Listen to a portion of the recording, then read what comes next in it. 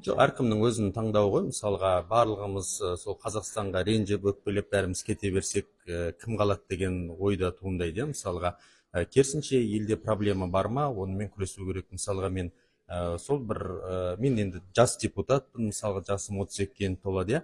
Менде де болады жастық шақпен, менде де көңілім толмайтын көптеген осы елде жаңағындай көңілім толмайтын сәттер болады. Кейде сол ашуланып мен де бір елге көшіп кеткім келеді, бірақ ойлаймын да, бұл жерде біздің ата бабамыздың қаны, жаны сіңген жерге біз неге кете беру керекпіз? Керісінше, проблема бар ма, онымен күресу керек, оны шешу жолында нақты ұсыныстар білдіру керек. Сондықтан өмірдің өзі күрес қой. Мен енді қолдамаймын. Жақсы, ел барсын, көрсін шетелге, иә. Мысалы, менде қаншама достарым, группаластарым бар, болашақпен оқып жатқан, мысалға, иә, болмаса басқа бағдарламамен оқып жатқан. Жақсы, бірақ қалып қалуға, көшіп кетуге шыны керек мен өзім қарсымын, өзім іште.